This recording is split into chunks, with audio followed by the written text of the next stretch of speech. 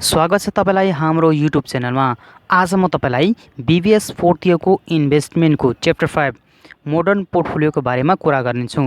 Modern portfolio भनेको के हो, यसमा के निकाल्नुपर्छ र कुन कुन फर्मुलाहरू युज गर्नुपर्छ, त्यो फर्मुलाहरू र यसको कन्सेप्टहरूको बारेमा यस भिडियोमा छलफल गर्नेछौँ। सर्वप्रथम हामीलाई बुझ्नुपर्छ पोर्टफोलियो भनेको के हो। सुन्नुहोस्, पोर्टफोलियो भनेको हामीले इन्भेस्टमेन्ट गर्दाखेरि एउटा एसेटमा एउटा प्रोजेक्टमा इन्भेस्टमेन्ट नगरी विभिन्न किसिमका प्रोजेक्टमा इन्भेस्टमेन्ट गर्छौँ, ताकि भविष्यमा हामीलाई लस हुन गएमा कुनै एउटा मात्र एसेट लस भयो भने अर्को एसेटहरूबाट हामीले रिटर्न पाउन सक्छौँ। जस्तै हामीसँग 10 लाख रुपैयाँ छ र त्यो एउटा एसेटमा हामीले लगानी गरिदियो भने भोलि गएर भरे केही भयो भने हाम्रो सम्पूर्ण पैसा डुब्न सक्छ। यसैगरी हामीले यदि 2-3टा एसेटमा लगानी गर्यो भने कुनै एउटा एसेटमा समस्या आउँदा लसमा जाँदा त्यो एउटा मात्रै लसमा जान्छ र अर्कोले प्रॉफिट दिन्छ र त्यो प्रॉफिटले हामीलाई रिकभर हुन्छ, रिस्कलाई मिनिमाइज यानी कम गर्न सकिन्छ। पोर्टफोलियो भनेको रिस्कलाई मिनिमाइज गर्नको लागि, रिस्कलाई कम गर्नको लागि विभिन्न एकभन्दा बढी एसेटहरूमा लगानी गर्नुलाई पोर्टफोलियो भनिन्छ।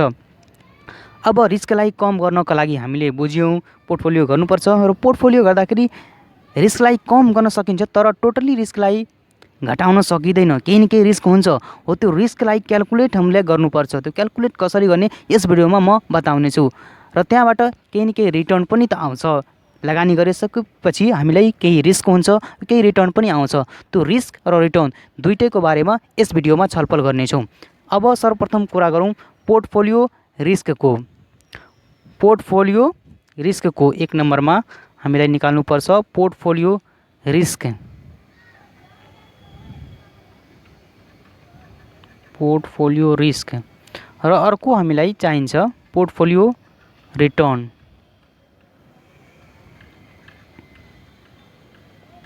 रिटर्नको अब हामी कुरा गरौँ पोर्टफोलियो रिटर्न भनेको के हो र यसमा कुन कुन फर्मुलाहरू युज हुन्छ। हामीले पोर्टफोलियो रिटर्न निकाल्दाखेरि जुन फर्मुला युज हुन्छ त्यो फर्मुलामा 3 कुरा आवश्यक हुन्छ निकाल्नलाई। त्यो 3 कुरा यदि प्रश्नमा दिएको छ भने समस्या भएन, यदि दिएको छैन भने हामीलाई क्याल्कुलेट गर्नुपर्छ। त्यसैले हामीले स्टेप 3 गरेर हामीले त्यो फर्मुलाले निकाल्न सकिन्छ। स्टेप फर्स्टमा हामीलाई हेर्नुपर्छ क्वेसनमा एनुअल रेट अफ रिटर्न दिएको छ वा छैन। छ भने टेन्सन भएन, छैन भने हामीले निकाल्नुपर्छ annual rate of return. Annual rate of return निकाल्नुपर्छ। एनुअल रेट अफ रिटर्न निकाल्दाखेरि हामीलाई फर्मुला हुन्छ एनुअल रेट अफ रिटर्नको P1 minus P0 plus I divide by P0, यो भयो एनुअल रेट अफ रिटर्नको फर्मुला। अब P1 र यो सर्वप्रथम बुझ्नुपर्छ हामीलाई। P1 भनेको के हो, P0 भनेको के हो र I भनेको के हो, यहाँबाट बुझ्नु हामीले। P0 भनेको जुन 0 पिरियडमा हामी लगानी गर्छौँ, 0 पिरियडमा मानौँ आज लगानी भयो भने त्यो P0 भयो, 0 पिरियडको लगानीलाई P0 भन्छ। र भोलि गएर हामीले त्यो एसेट बेच्नु पर्यो, त्यहाँबाट इन्कम आयो भने त्यो इन्डिङ प्राइस भयो P1। P0 भनेको बिगिनिङ प्राइस हो भने P1 भनेको इन्डिङ प्राइस। I भनेको इन्कम हो। इन्कमको रूपमा हामीलाई यदि स्टकमा इन्भेस्टमेन्ट गर्यो भने डिभिडेन्ड हुन्छ र अर्को ठाउँमा लगानी गर्यो भने कहीँबाट इन्ट्रेस्ट पनि आउन सक्छ, हो त्यो सबै कुराहरू इन्कम हो। त्यसैले प्लसमा छ। यो हामीलाई बेचिसकेपछि पैसा आउँछ, त्यसैले यो प्लसमा छ। र यो हामी जुन 0 पिरियडमा लगानी गर्छौँ हाम्रो पकेटबाट पैसा जान्छ, हो त्यसैले यहाँ माइनस P0 हो। र जुन पैसा हामी लगानी गर्छौँ त्यसको रिटर्न निकाल्नुपर्छ, कति % एनुअल रिटर्न आएको छ भने, त्यसैले त्यो पैसा जुन पैसा हामीले 0 पिरियडमा लगानी गर्छौँ त्यसले डिभाइड गर्यो भने हामीलाई निस्किन्छ एनुअल रेट अफ रिटर्न। जुन पैसा लगानी गर्यो त्यसको वार्षिक वर्षमा कति % रिटर्न आउँछ त्यसको क्याल्कुलेसन भयो। 3 कुरा हामीलाई चाहिन्छ पोर्टफोलियो रिटर्न निकाल्नु, यो एउटा कुरा भयो। अर्को स्टेप 2 मा हामीलाई के चाहिन्छ, स्टेप 2 मा हामीलाई चाहिन्छ एक्सपेक्टेड रेट अफ रिटर्न चाहिन्छ। एक्सपेक्टेड रेट अफ रिटर्न क्वेसनमा दिएको छ भने टेन्सन भएन, दिएको छैन भने हामीले निकाल्नुपर्छ। एक्सपेक्टेड रेट अफ रिटर्न निकाल्दाखेरि हामीले एक्सपेक्टेड भनेको R, ए छ भने ए, बी छ भने बी स्टक, सी छ भने सी स्टक लिने, केही छैन भने मानौँ यसले जे हामी मान्दैछौँ र यो बार भन्यो, यो भन्यो एक्सपेक्टेडको साइन भयो। ठिक छ। एक्सपेक्टेडको फर्मुला हुन्छ समेसन PS इन्टु RJ वा स्टक ए छ भने RA लेख्दा हुन्छ। यो दुईटैलाई मल्टिप्लाई गरियो भने हाम्रो आउँछ एक्सपेक्टेड रेट अफ रिटर्न। यो त भयो PS दिएको बेला, PS भनेको प्रोबेबिलिटी या PI ले पनि डिनोट गर्न सक्छौँ हामीले। PI दिएको बेलामा हामीले मल्टिप्लाई गर्छौँ। कुनै बेला हामीलाई इयरमा दिएको हुन्छ 2012, 13, 14 यसै गरी हामीलाई इयरमा दिएको हुन्छ। त्यतिखेर हामीलाई कुन फर्मुला युज गर्ने? त्यतिखेर फर्मुला हामीले युज गर्नुपर्छ जुन हामीले त्यतिखेर हामीलाई यो फर्मुला युज गर्नुपर्छ। जस्तै RJ, यो RJ वा RA दिएको छ भने RA, RB दिएको छ भने B लेख्ने, त्यसलाई डिभाइड गर्ने त्यतिखेर हामीले n ले जतिवटा नम्बर अफ इयर दिएको छ त्यसले डिभाइड गर्दाखेरि हामीले आउँछ एक्सपेक्टेड रेट अफ रिटर्न। ठीक छ। अब दुईटा कुरा निकाल्यो हामीले, स्टेप थर्ड निकाल्नुपर्छ। स्टेप थर्डमा हामीलाई वेट अन इन्भेस्टमेन्ट निकाल्नुपर्छ। स्टेप थर्डमा वेट अन इन्भेस्टमेन्ट निकाल्नुपर्छ। वेट अन इन्भेस्टमेन्ट निकाल्दाखेरि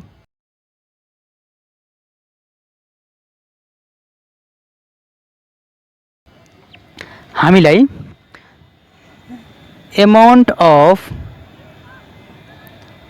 इन्भेस्टमेन्ट, जस्तै इन्भेस्टमेन्ट दुईटा इन्भेस्टमेन्ट दिएको छ, दुईटा स्टक दिएको छ, दुईटा एसेटको नाम दिएको छ भने ए र बी मानौ दिएको छ भने, मानौ ए र बी दिएको छ भने त्यतिखेर हामीले एमाउन्ट अफ यदि ए को निकाल्दै छ भने ए लेख्ने अनि टोटल एमाउन्ट लेख्ने, total investment amount, total investment लेख्ने। ठीक छ।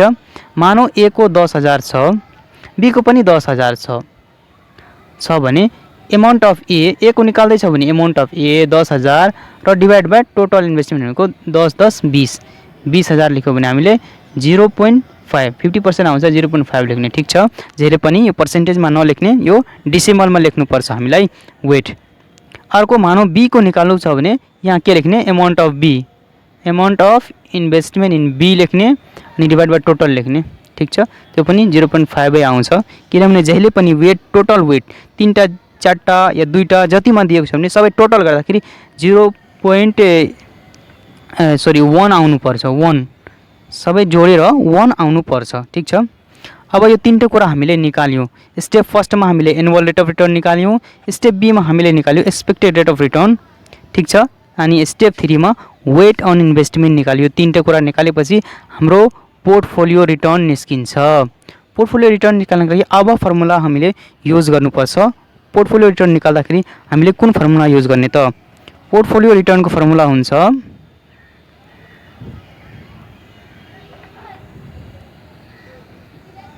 RP बारले डिनोट गर्छौँ पोर्टफोलियोको। पोर्टफोलियोको फर्मुला हुन्छ WA इन्टु RA बार प्लस WB इन्टु RB बार। ठीक छ।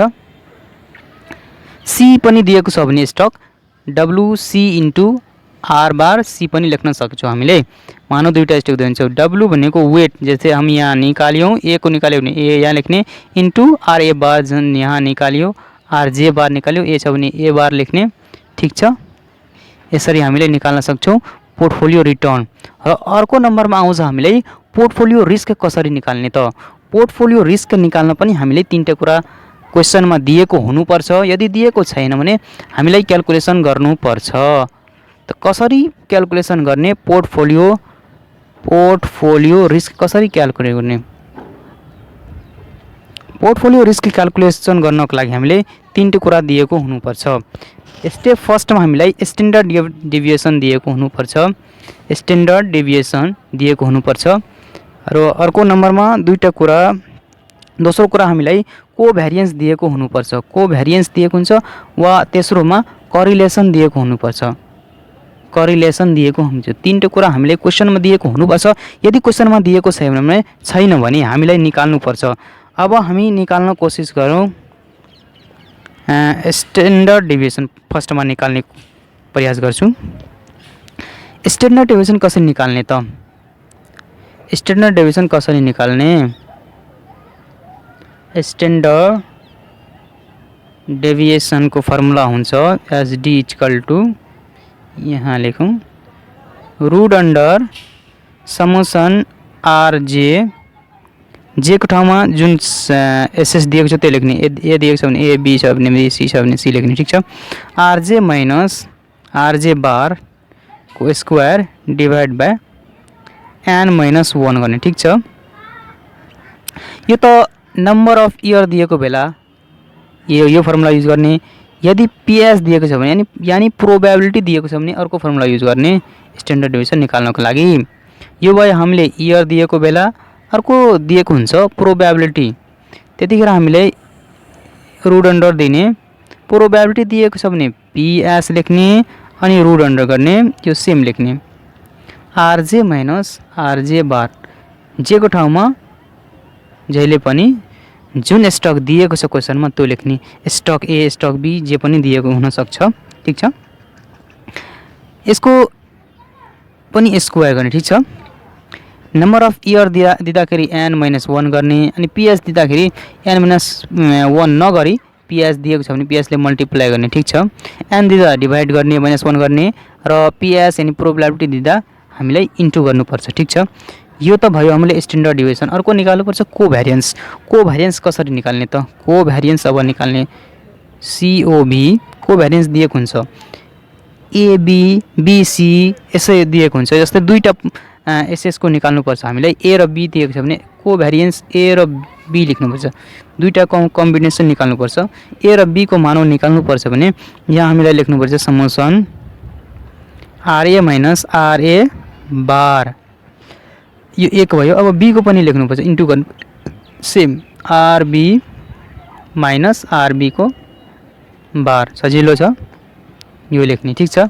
अब हामीले कुरा गरौँ, यदि नम्बर अफ इयर दिएको छ भने डिभाइड एन माइनस 1 गर्ने, पीएस दिएको छ भने यो यसको साटो मल्टिप्लाई गर्ने। ठीक छ। पीएस दिएको बेला हामीलाई पीएस प्रोबेबिलिटी दिएपछि योले मल्टिप्लाई गर्ने। ठीक छ। जहिले पनि म भनेको छु नम्बर अफ इयर दिएको छ भने डिभाइड गर्ने, एनले माइनस 1 गरिदिने, पीएस छ भने मल्टिप्लाई गर्ने। यहाँ पनि त्यही गरेको छ हामी, हैन? नम्बर अफ इयर दिएको छ भने एन माइनस 1 गर्ने, पीएस दिएको छ भने पीएसले मल्टिप्लाई गर्ने। ठीक छ। यहाँ पनि त्यही गरौँ हामी, मल्टिप्लाई गर्नुपर्छ। आरए माइनस आरए बार, आरबी माइनस आरबी बार। ठीक छ। अब हामीले दुईटा कुरा निकाल्यौँ है, यो दोस्रो नम्बर हो। अब तेस्रो नम्बर हामीले कोरिलेसन निकाल्नुपर्छ है। कोरिलेसनको के हुन्छ? यस्तो हुन्छ, साइन एबी निकाल्नुपर्छ। यो एबी को साटोमा बीसी अर्को एक्सवाई जे पनि दिन सक्छ है, त्यतिखेर ध्यान दिनुपर्छ। अब हामीले कोरिलेसन निकाल्ने कोसिस गर्छौँ। कोरिलेसन को फर्मुला के हुन्छ? कोभ्यारिएन्स जुन हामीले निकाल्यो त्यो कोभ्यारिएन्स ए बी निकाल्यो भने ए बी, यसले डिभाइड गर्नुपर्छ हामीलाई standard deviation A standard deviation B. ठीक छ। Covariance divide by standard deviation A into standard deviation B. यहाँ अर्को एक्स वाई जेड दिएको भए के लेख्छ हामी? कोभ्यारिएन्स एक्स वाई लेख्थेँ र standard deviation X into standard deviation Y लेख्थेँ। ठीक छ। तर यो दिएको छैन अहिले। अब यो तीनटै स्टेप निकालिसकेपछि अब हामीले निकाल्न सक्छौँ पोर्टफोलियो रिस्क।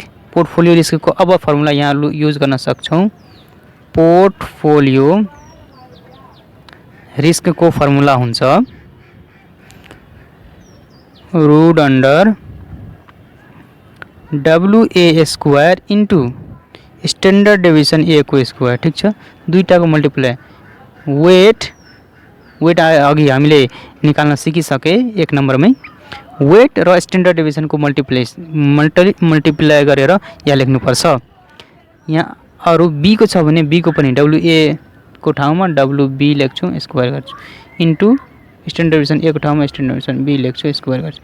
दुईटा तीनटा छ भने सी को पनि त्यस्तै लेख्ने, छैन भने plus 2 into WA into WB गर्ने। ठीक छ। यो गरिसकेपछि इन्टु कोभ्यारिएन्स जुन हामी निकाल्यो COV कोभ्यारिएन्स लेख्ने, यहाँ COV लेख्ने। ठीक छ। यो भयो हामीले पोर्टफोलियो रिस्कको फर्मुला है। यदि अरू पनि दिएको छ भने, मानौ सी को पनि दिएको छ भने यहाँ हामीले सी पनि लेख्थेँ WC स्क्वायर इन्टु WC को स्क्वायर, यहाँ पनि स्ट्यान्डर्ड डेभिएसन सी को स्क्वायर गर्थेँ र प्लस फेरि गर्थेँ यहाँ 2 इन्टु WA WB छ भने त्यतिखेर WA र WC को गर्नु पर्थ्यो है। ठीक छ। यसै गरी हामीले निकाल्नुपर्छ। यो भयो दुईटा कुरा। अब हामीले क्वेसनतर्फ जानुपर्छ र नेक्स्ट भिडियोमा हामीले क्वेसनको छलफल गर्नेछौँ र अर्को पनि यसमा अर्को कुरा पनि निकाल्नु पर्ने हुन्छ। यो थ्योरिटिकल छ, हामीले बुझ्ने प्रयास गरौँ। यसमा रिस्क भनेको कति किसिमको हुन्छ र कुन कुन रिस्क हुन्छ त्यसको बारेमा छलफल गर्नुपर्छ। अब यसमा बुझ्ने पर्ने कुरा हो, हामीलाई रिस्क दुईटा दिएको हुन्छ, एउटा सिस्टेमेटिक रिस्क हुन्छ भने अर्को अनसिस्टेमेटिक रिस्क हुन्छ, जसलाई डाइभर्सिफिकेबल रिस्क पनि भन्न सकिन्छ। अब यो दुईटा कुरामा हामीले अर्को भिडियोमा छलफल गर्नेछौँ र यो भिडियो पश्चात हामीले अर्को भिडियोमा थ्योरिटिकल क्वेसन कुरा गर्छौँ। त्यसपछि हामीले बुकतर्फ जान्छौँ। बुक सकिसकेपछि हामीले ओल्ड इज गोल्डबाट क्वेसन ब्याङ्कबाट हामीले सल्भ गरेर तपाईहरु समक्ष यो भिडियो अपलोड गर्नेछौँ। आजको यो भिडियो हेरिदिनु भएकोमा तपाईलाई धेरै धेरै धन्यवाद। आजलाई यति नै, फेरि अर्को भिडियोमा हामीहरू भेट हुने नै छ। त्यति बेलाको लागि मलाई बिदा दिनुहोस्।